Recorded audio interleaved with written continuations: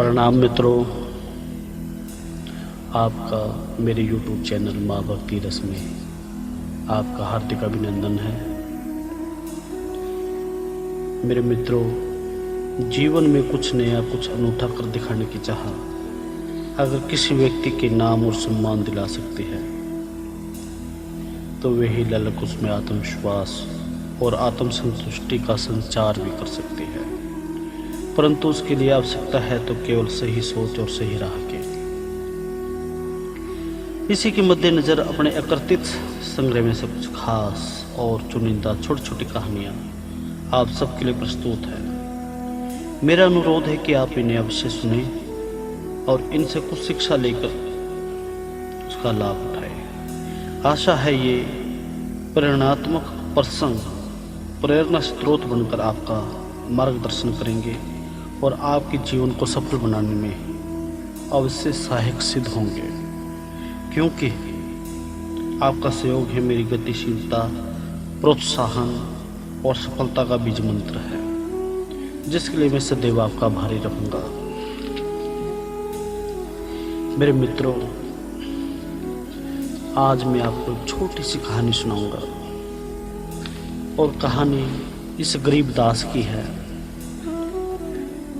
कई बार हम जिसे गरीब समझते हैं वो गरीब नहीं होता, वो दुनिया का सबसे अमीर होता है, क्योंकि जिसके पास प्रभु की भक्ति है वो व्यक्ति दुनिया का सबसे अमीर है।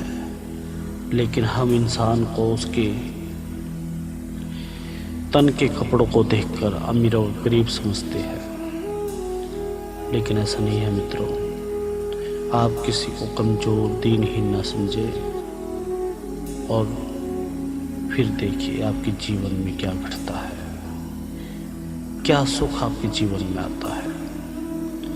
अब मैं आपको एक छोटी सी कहानी सुना रहा हूँ, बड़े ध्यान से सुनिए। इसमें आपको बड़ा आनंद आएगा, आपके ज्ञान के चक्षु भी खुलेंगे, आपका हृदय भी गदगद होएगा। एक बार मगध राज्य में एक सुलोचन नाम का एक गांव था। गांव के लोग बड़े खुशहाल और प्रसन्न थे। गांव के लोगों ने मिलकर गांव के एक किनारे एक विशाल मंदिर बनवाया।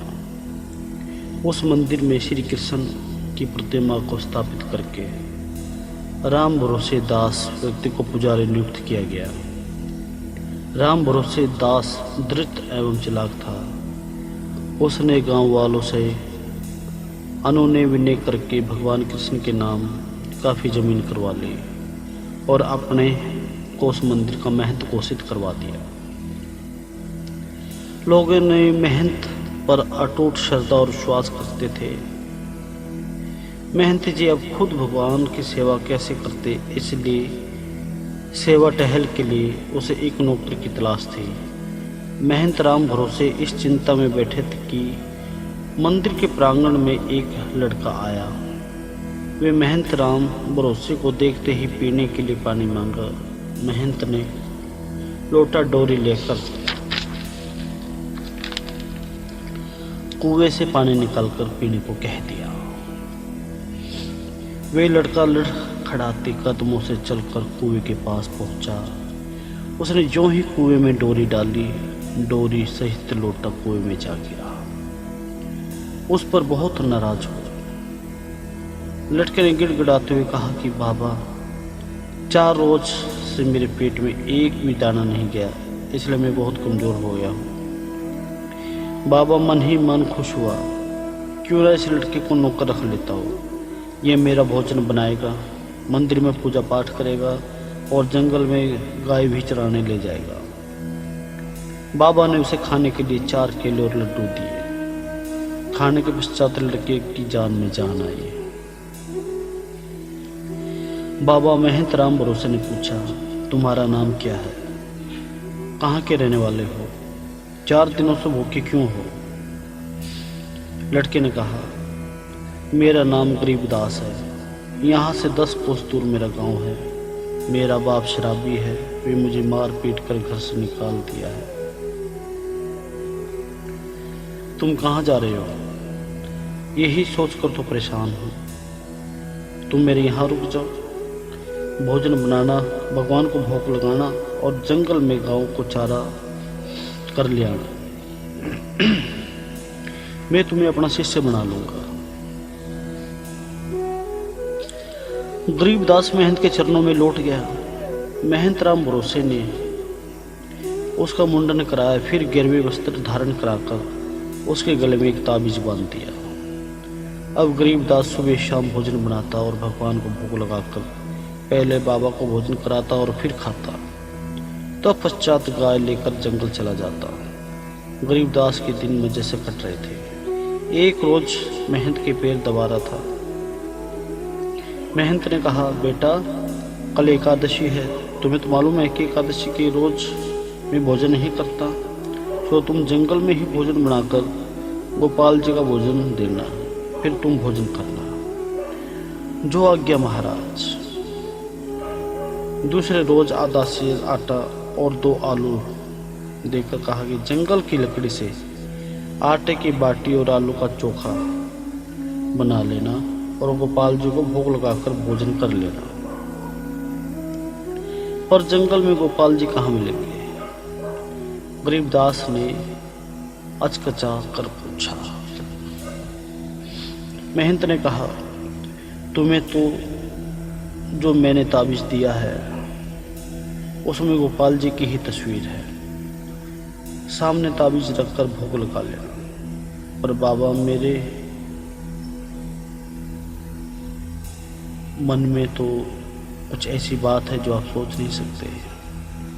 अगर मैंने ताबीज उतार दिया तो फिर क्या होगा?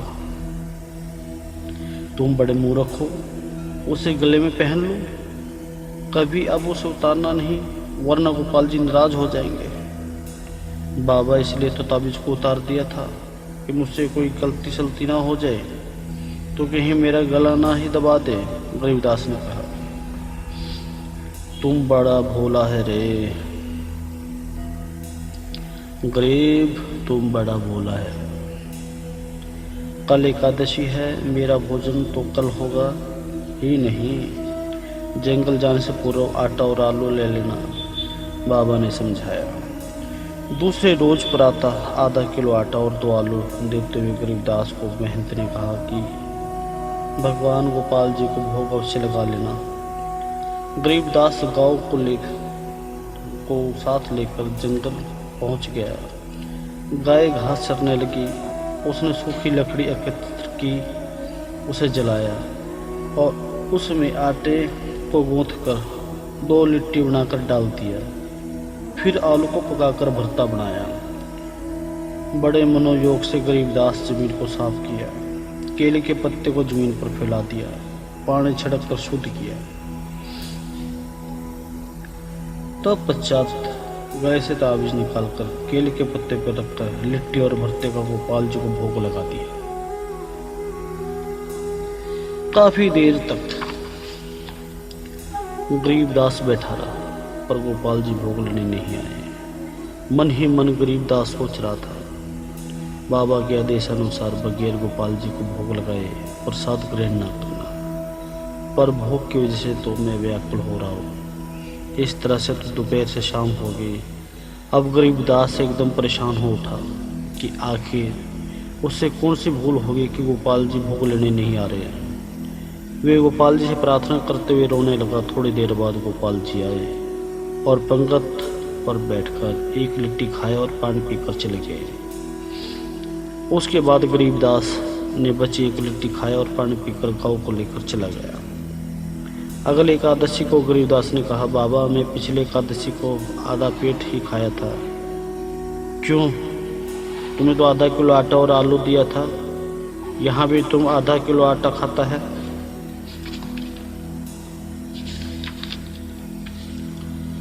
पर आपने गोपाल जी के लिए तो नहीं दिया था। मैंने तो 2 लिट्टी बनाई थी, एक गोपाल जी खा गए और दूसरा मैं खा गया। इस बार महंत ने 1 किलो आटा और 3 आलू दे दिए और कहा, आज तो आधा पेट नहीं खाएगा। गरीबदास जंगल पहुंचा। आटे की 3 लिट्टी बनाई और आलू का भरता बनाकर गोपाल जी को स्मरण करने लगा। इस बार गोपाल जी के साथ राधा जी भी आ गई। एक लिट्टी गोपाल जी और दूसरी राधा ने खाई। इस बार फिर गरीबदास को 1 लिट्टी ही मिली। बेचारा मन महसूस कर खा लिया। अगली एकादशी को सुबह गरीबदास ने बाबा जी से कहा, आज आप ही भोग लगाना। पिछली एकादशी को गोपाल जी के साथ उनकी पत्नी भी आ गई। दोनों ने भर पेट भोजन किया और मेरे लिए 1 ही लिट्टी बची। महंत ने कहा, इस बार 1.25 किलो आटा देता हूँ। मन ही मन गरीबदास खुश हुआ। आटा ले और जंगल की ओर चल पड़ा। महंत ने सोचा, मेरा गरीबदास लालची हो गया है, पर नौकरी से निकाल देने पर दूसरा नौकर भी नहीं मिलेगा। अंत मन महसूस कर रह गया। गरीबदास ने लिट्टी बनाई, आलू का भरता बनाया और गोपाल जी को आवाज लगाई। आज तो गोपाल जी और राधा के अलावा सत्यभामा और रुक्मिणी भी आई। चारों ने भोग लिया और जाने लगे। गरीबदास के लिए आज भी 1 लिट्टी बची थी। उसे गोपाल जी पर बड़ा क्रोध आया। उसने कहा, आप मेरी परेशानी समझते नहीं। मेरे महंत जी ने कितने दृष्टापूर्वक काम किया है। खुद तो मुझे जंगल में भेज देते हैं और गोपाल जी को भोग लगा देना, और खुद मेरे पीछे हलवा और पूड़ी उड़ाते हैं। मुझे तोल कर आटा देते हैं, गोपाल जी को भोग लगाना फिर खुद खाना। पर आप तो पूरे खानदान के साथ पहुंचे हुए हैं। आज मैं फिर भूखा रह जाऊंगा, तो फिर मुझे बुलाते क्यों हो? जब जब बुलाओगे मैं चलाऊंगा, गोपाल जी ने समझाया। अगर आपको बुलाकर भोग ना लगाऊं तो महंत जी मुझे नौकरी से निकाल देंगे। ठीक है, इस बार ज़्यादा आटा लाना, मेरे साथ 2 और सखा भी आएंगे, गोपाल जी कहकर चले गए। गरीबदास बहुत परेशान हुआ। सोचते विचारते अगले एकादशी को गरीबदास महंत जी को बुखला उठा। आपने सिर्फ गोपाल जी को भोग लगाने को कहा था, किंतु पिछली बार 3 प्राणी आए थे, इस बार उनके 2 सखा भी आएंगे। महंत ने सोचा, गरीबदास अवश्य झूठ बोलता है। वे गोपाल जी के नाम पर आटा और आलू लेकर उसे बेच देता है। इसकी चोरी पकड़ना बहुत जरूरी है, नहीं तो ये बेईमान मुझे बर्बाद कर देगा। महंत ने इस बार 3 किलो आटा 5 आलू देकर उसे जंगल भेज दिया। महंत चोरी पकड़ने की गरज से छुप छुप कर उसका पीछा करने लगा। एक पत्थर के टीले पर गरीबदास बैठ गया। महंत वहीं पेड़ पर चढ़कर छुप गया। गरीबदास लकड़ी इकट्ठी करके आटा से लिट्टी बनाई और आलू का भरता बनाया।